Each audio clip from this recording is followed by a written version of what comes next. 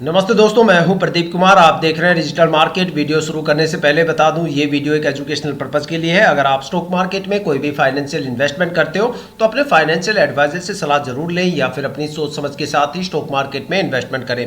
अगर आपको stock market में कोई भी फाइनेंशियल लॉस होता है तो उसके लिए ये वीडियो रिस्पॉन्सिबल नहीं रहेगी। तो चलो दोस्तों, वीडियो शुरू करते हैं। दोस्तों, आज हम बात करने वाले हैं जुबिलिएंट इंग्रेविया स्टॉक के रिटर्न के बारे में। देखा जाए तो ये स्टॉक केमिकल सेक्टर से बिलोंग करता है। देखो, स्टॉक मार्केट में किसी भी स्टॉक में इन्वेस्टमेंट करने से पहले करीब आपको 3 बातें हमेशा ध्यान में रखनी चाहिए। सबसे पहली और इम्पोर्टेंट बात कि जिस स्टॉक में आप इन्वेस्टमेंट करने की सोच रहे हो, आखिर उस स्टॉक ने अपने इन्वेस्टर्स को पिछले 5 सालों में क्या रिटर्न दिए हैं और कितनी ज़्यादा वहाँ पे हमें गिरावट देखने को मिलती है। दूसरी सबसे इंपॉर्टेंट बात कि जिस स्टॉक में आप इन्वेस्टमेंट करने की सोच रहे हो, आखिर क्या वो स्टॉक शॉर्ट टर्म में ज़्यादा प्रॉफिटेबल है या फिर वो स्टॉक लॉन्ग टर्म में ज़्यादा प्रॉफिटेबल है। और तीसरी सबसे इंपॉर्टेंट बात कि जिस स्टॉक में आप इन्वेस्टमेंट करने की सोच रहे हो, आखिर उस स्टॉक में शॉर्ट टर्म और लॉन्ग टर्म में आखिर कितने कितने टाइम ड्यूरेशन की होल्डिंग करने पे आखिर आपको स्टॉक से कितना रिटर्न या फिर लॉस देखने को मिलने वाला है। और यही तीनों बातें आज हम इस वीडियो में डिस्कस करने वाले हैं जुबिलिएंट इंग्रेविया स्टॉक को लेके। अगर आपने स्टॉक में कोई भी इन्वेस्टमेंट कर रखा है या फिर आप स्टॉक में कोई भी इन्वेस्टमेंट करने की सोच रहे हो तो ये वीडियो आपके लिए काफी ज्यादा इंपॉर्टेंट होने वाली है, क्योंकि इस वीडियो में मैं आपको बताऊंगा जुबिलिएंट इंग्रेविया स्टॉक के पिछले 5 साल के रिटर्न के बारे में, जहां पे पिछले 5 साल के रिटर्न के बिहाफ पे एक पैटर्न आपको समझाने की कोशिश करूंगा कि भाई ये स्टॉक शॉर्ट टर्म में ज्यादा प्रॉफिटेबल है या फिर ये स्टॉक लॉन्ग टर्म में ज्यादा प्रॉफिटेबल है, या फिर ऐसे कौन से नेगेटिव टाइम ड्यूरेशन आपको देखने को मिल सकते हैं जहां पे आपको स्टॉक में एक अच्छी खासी गिरावट और लॉस देखने को मिल सकता है, या फिर ऐसे कौन कौन से टाइम ड्यूरेशन है जहां पे आपको स्टॉक में भर भर के रिटर्न देखने को मिल सकते हैं। मैक्सिमम उस स्टॉक में आपको कितनी ज्यादा गिरावट देखने को मिल सकती है और मैक्सिमम कितना ज्यादा रिटर्न देने का वो स्टॉक दम रखता है। साथ में एक नजर डालेंगे स्टॉक के होल्डिंग पैटर्न के बारे में और समझेंगे कि होल्डिंग पैटर्न को कैसे चेक किया जाता है। साथ में एक निष्कर्ष तक पहुंचने की कोशिश करेंगे कि क्या हमें स्टॉक में इन्वेस्टमेंट करना चाहिए या नहीं करना चाहिए। तो दोस्तों, वीडियो को पूरा जरूर देखिए, आपके सारे सवालों के जवाब इस वीडियो में छुपे हुए हैं। आई होप कि यहां से आपको काफी ज्यादा वैल्यूएबल इंफॉर्मेशन देखने को मिलने वाली है। तो दोस्तों, वीडियो शुरू करते हैं। दोस्तों, अगर बात करें जुबिलिएंट इंग्रेविया स्टॉक के पिछले 5 साल के रिटर्न के बारे में, तो देखते हैं स्टॉक ने शॉर्ट टर्म और लॉन्ग टर्म में अलग अलग टाइम ड्यूरेशन की होल्डिंग करने पे आखिर अपने इन्वेस्टर्स को कितना ज्यादा रिटर्न दिया है। अगर स्टॉक के शॉर्ट टर्म के बारे में बात करें तो देखते हैं शॉर्ट टर्म में अलग अलग टाइम ड्यूरेशन की होल्डिंग करने पे आखिर हमें स्टॉक से कितनी गिरावट या फिर लॉस देखने को मिलता है और कितना ज्यादा रिटर्न हमें स्टॉक से देखने को मिलता है। अगर स्टॉक में 1 वीक की होल्डिंग की बात करें तो एक हफ्ते में स्टॉक में करीब 14.25% से ज्यादा की गिरावट दर्ज हुई है। और अगर स्टॉक में 1 मंथ की होल्डिंग की बात करें तो एक महीने में स्टॉक ने करीब 13.5% से ज्यादा की गिरावट दर्ज की है। और अगर स्टॉक में 3 महीने की होल्डिंग की बात करें तो 3 महीने में स्टॉक में करीब 1.5% के करीब एक अच्छी खासी गिरावट देखने को मिली। और अगर स्टॉक में 6 महीने की होल्डिंग की बात करें तो 6 महीने में स्टॉक ने करीब 22.5% से ज्यादा का रिटर्न दिया है। और अगर स्टॉक में 9 मंथ की होल्डिंग की बात करें तो 9 महीने में स्टॉक ने करीब 31.5% से ज्यादा का रिटर्न दिया है। अब बात करने वाले हैं स्टॉक के लॉन्ग टर्म को लेके। देखते हैं लॉन्ग टर्म में अलग अलग टाइम ड्यूरेशन की होल्डिंग करने पे आखिर हमें स्टॉक से कितना रिटर्न या फिर लॉस देखने को मिलता है। अगर स्टॉक में लॉन्ग टर्म में 1 ईयर की होल्डिंग की बात करें तो एक साल में स्टॉक ने करीब 47% से ज्यादा का रिटर्न दिया है। और अगर स्टॉक में 2 साल की होल्डिंग की बात करें तो 2 साल में स्टॉक ने अपने इन्वेस्टर्स को करीब 38.25% से ज्यादा का रिटर्न दिया है। और अगर स्टॉक में 3 साल की होल्डिंग की बात करें तो 3 साल में स्टॉक ने करीब 20.5% से ज्यादा का रिटर्न दर्ज किया है। और अगर स्टॉक में 4 साल की होल्डिंग की बात करें तो 4 साल में स्टॉक ने करीब 166% से ज्यादा का रिटर्न दिया है। देखा जाए तो 4 साल में स्टॉक ने अपने इन्वेस्टर्स का पैसा करीब 1.5 गुना से ज्यादा करके दिया है। और अगर स्टॉक में 5 साल की होल्डिंग की बात करें तो यही रेशियो हमें दोबारा से रिपीटेशंस में देखने को मिलता है। अगर एक कंक्लूजन निकाल के देखा जाए तो ये स्टॉक शॉर्ट टर्म में एवरेज प्रॉफिटेबल है। और अगर बात करें लॉन्ग टर्म की तो लॉन्ग टर्म में ये स्टॉक काफी ज्यादा प्रॉफिटेबल है। देखा जाए तो आप ये सारे रिटर्न अपने ब्रोकरेज एप्लीकेशन पे भी चेक कर सकते हो या किसी भी फाइनेंशियल वेबसाइट पे भी आप जाके चेक कर सकते हो।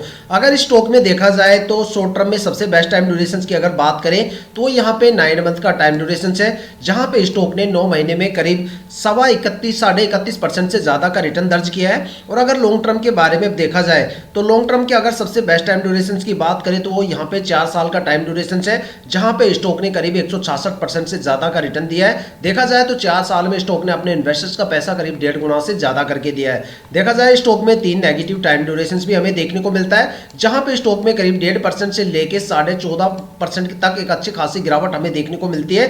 देखा जाए तो वो टाइम ड्यूरेशन यहाँ पे शॉर्ट टर्म का टाइम ड्यूरेशन है, जो हमें ये बताता है कि भाई स्टॉक में अगर आपको एक माइनर सा रिटर्न भी गेन करना है तो स्टॉक को कम से कम 6 महीने या 9 महीने तो आपको होल्ड करना पड़ेगा, तब जाके आप स्टॉक से एक अच्छा खासा रिटर्न गेन कर सकते हो। और अगर देखा जाए तो आप स्टॉक में किसी भी टाइम ड्यूरेशन में एंट्री ले सकते हो, लेकिन एग्जिट करते टाइम मैं आपको यही सजेस्ट करूंगा कि भाई चाहे वो शॉर्ट टर्म हो या फिर लॉन्ग टर्म हो, इस स्टॉक में आप जितने लंबे टाइम ड्यूरेशन के बाद एग्जिट करोगे उतना अच्छा खासा भर भर के रिटर्न आपको स्टॉक से देखने को मिलने वाला है। लेकिन क्या रिटर्न के भरोसे हम स्टॉक में ये डिसीजन ले सकते हैं कि भाई क्या हमें स्टॉक में इन्वेस्टमेंट करना चाहिए या नहीं करना चाहिए? देखो पिछले 5 साल के रिटर्न जो होते हैं उनके बिहाफ पे आपको पैटर्न देखने को मिल जाता है कि भाई स्टॉक में मैक्सिमम कितनी ज़्यादा गिरावट आपको देखने को मिल सकती है और मैक्सिमम वो स्टॉक कितना ज़्यादा रिटर्न देने का दम रखता है और किस टाइम ड्यूरेशन की होल्डिंग करने पे हमें एक रिटर्न यहाँ पे देखने को मिल सकता है। ठीक है, तो ये सारे सवालों के जवाब तो यहाँ पे मिल जाते हैं, लेकिन अगर आप उस स्टॉक के होल्डिंग पैटर्न को बिना देखे डिसीजन बनाते हो तो हो सकता है कि आपके डिसीजंस में वहाँ पे आपको कोई अच्छा खासा रिटर्न देखने को फ्यूचर में ना मिले। लेकिन अगर आप उस स्टॉक के पिछले 5 साल के रिटर्न चेक करते हो और उस स्टॉक के होल्डिंग पैटर्न को चेक कर लेते हो तो समझ लो आपने उस स्टॉक की 60 से लेकर 80% तक जो डीप फंडामेंटल एनालिसिस है वो मात्र चंद मिनट की वीडियो में कर डाली। अगर ये दो चीज आप किसी की भी स्टॉक के बारे में जान लेते हो तो समझ लो आपने उस स्टॉक के बारे में काफी कुछ जान लिया।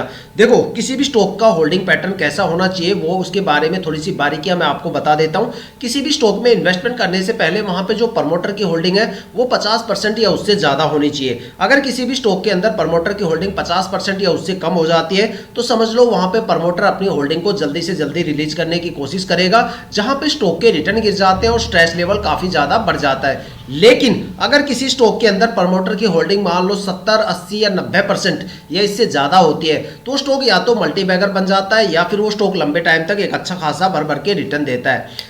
दो ऐसी भी कैटेगरी होती है हमारे स्टॉक मार्केट में जो सबसे ज्यादा पैनिक होती है, लेकिन उससे पहले बता दूं भाई जो सबसे ज्यादा ट्रस्टवर्दी जो स्टॉक होते हैं वो जो इन्वेस्टर्स होते हैं उसके अंदर प्रमोटर्स और डीआईआई ये दो सबसे ज्यादा ट्रस्टवर्दी इन्वेस्टर्स होते हैं स्टॉक मार्केट में, जो कंपनी के साथ काफी लंबे टाइम तक रुकते हैं और अपनी होल्डिंग को धीरे धीरे करके रिलीज करते हैं। लेकिन दो सबसे ज्यादा पैनिक इन्वेस्टर्स भी पैनिक इन्वेस्टर्स की कैटेगरी स्टॉक मार्केट में है। अगर आप ये सोचते हो कि भाई पब्लिक इन्वेस्टर्स सबसे ज्यादा पैनिक कैटेगरी में आते हैं तो फिर आपको अपनी जो पैटर्न देखने की स्किल्स है उसको थोड़ा सा इंप्रूव करना पड़ेगा, क्योंकि जो सबसे ज्यादा पैनिक होते हैं वो एफआईआई इन्वेस्टर्स होते हैं।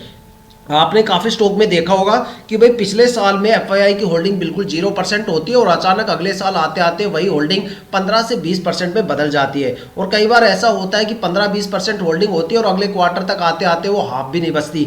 ठीक है, तो इसी वजह से कहते हैं कि जो एफआईआई इन्वेस्टर्स होते हैं वो सबसे ज्यादा पैनिक होते हैं, क्योंकि वो पब्लिक इन्वेस्टर्स से 2 कदम आगे चलते हैं। देखा जाए तो असली प्रॉफिट तो वही कमाते हैं, क्योंकि उनकी जो मार्केट की एनालिसिस करने की जो स्किल्स होती है वो पब्लिक इन्वेस्टर्स से कहीं ज्यादा होती है। पब्लिक इन्वेस्टर्स सिर्फ डोमेस्टिक मार्केट के बारे में एनालिसिस करते हैं, लेकिन एफआईआई का मतलब होता है फॉरेन इन्वेस्टर्स, वो इन्वेस्टर्स जो डोमेस्टिक मार्केट के साथ साथ ग्लोबल मार्केट पे भी नजर रखते हैं। जब उनको पता चलता है कि भाई वहां पे गिरावट का सिलसिला शुरू होने वाला है तो वो यहाँ पे सबसे पहले बिकवाली करना शुरू करते हैं और फिर एक बड़ी गिरावट वहाँ पे गिरावट का रूप ले लेती है और वहाँ पे जो पब्लिक इन्वेस्टर्स होते हैं तब उनको पता चलता है भाई यहाँ पे गिरावट होने वाली है और तब वो पैनिक होना स्टार्ट करते हैं। इसलिए हमेशा यही बोला जाता है कि भाई जो किसी भी स्टॉक में इन्वेस्टमेंट करने से पहले वहां पे प्रमोटर की होल्डिंग और डीआईआई की होल्डिंग ज्यादा से ज्यादा देखो और एफआईआई की होल्डिंग कम से कम देखो। अगर किसी स्टॉक में एफआईआई की होल्डिंग ज्यादा है तो वहां पे या तो आपको फ्लक्चुएशन ज्यादा देखने को मिलेगा या टाइम आने पे गिरावट भी ज्यादा देखने को मिलेगी। तो अब देखते हैं स्टॉक के होल्डिंग पैटर्न के पिटारे से आखिर क्या निकल के आता है। देखते हैं स्टॉक का होल्डिंग पैटर्न कैसा है। अगर स्टॉक में प्रमोटर की होल्डिंग की बात करें तो सबसे पहले यहाँ पे प्रमोटर की होल्डिंग देखें तो यहाँ पे 51.47% है, जहाँ पे हमारा पहला पॉइंट क्लियर हो जाता है कि भाई ये स्टॉक के अंदर जो प्रमोटर की होल्डिंग है वो 50% से ज़्यादा है, तो यहाँ पे हम ट्रेड ले सकते हैं। और अगर देखा जाए तो यहाँ पे पिछले साल प्रमोटर की होल्डिंग 51.47 थी, जो इस साल भी क्वार्टर टू क्वार्टर कोई भी चेंजेस नहीं है और यहाँ पे वो होल्डिंग सेम की सेम है। देखा जाए तो क्वार्टर टू क्वार्टर यहाँ पे कोई भी चेंजेस हमें देखने को नहीं मिलता है। इसका मतलब ये है कि भाई प्रमोटर की होल्डिंग में कोई भी चेंजेस नहीं है और प्रमोटर स्टॉक के अंदर एक लंबे टाइम तक रुकने की कोशिश करने वाले हैं और ये स्टॉक लंबे टाइम तक एक अच्छा खासा आपको रिटर्न देने वाला है। और अब देखा जाए तो स्टॉक में यहाँ पे जो DII की होल्डिंग है वो यहाँ पे करीब 15.47% है, जो पिछले साल 8.21% थी। तो देखा जाए तो DII ने भी यहाँ पे अपनी होल्डिंग बढ़ाई है, और ये दो इन्वेस्टर्स होते हैं वो सबसे ज़्यादा ट्रस्टवर्दी इन्वेस्टर्स होते हैं स्टॉक मार्केट में। अगर आप देखा जाए पैनिक इन्वेस्टर्स की कैटेगरी, तो पैनिक इन्वेस्टर्स में FII की अगर होल्डिंग की बात करें तो पिछले साल 0% थी, और इन्होंने तुरंत अपनी होल्डिंग को बढ़ा दिया और यहाँ पे होल्डिंग बढ़ के हो गई है 7.22%। और यहाँ पे जो पब्लिक इन्वेस्टर्स हैं वो पिछले साल 24.11% थे, जो यहाँ पे होल्डिंग हो गई है 19.47%। देखा जाए तो यहाँ पे पब्लिक इन्वेस्टर्स ने अपनी होल्डिंग को कम किया है और FII ने अपनी होल्डिंग को बढ़ा दिया है। तो देखा जाए तो यहाँ पे अगर टोटल पैनिक इन्वेस्टर्स की कैटेगरी का रेशियो अगर चेक किया जाए तो वो रेशियो को अगर ऐड कर दिया जाए तो यहाँ पे ये रेशियो काफ़ी ज़्यादा होता है, 27% के करीब आके खड़ा हो जाता है। तो देखा जाए तो अभी भी प्रमोटर और DII की होल्डिंग इनसे काफ़ी ज़्यादा है, लेकिन FII की होल्डिंग यहाँ पे लगातार बढ़ रही है। ये एक चिंताजनक पॉइंट आपको देखने को मिल सकता है।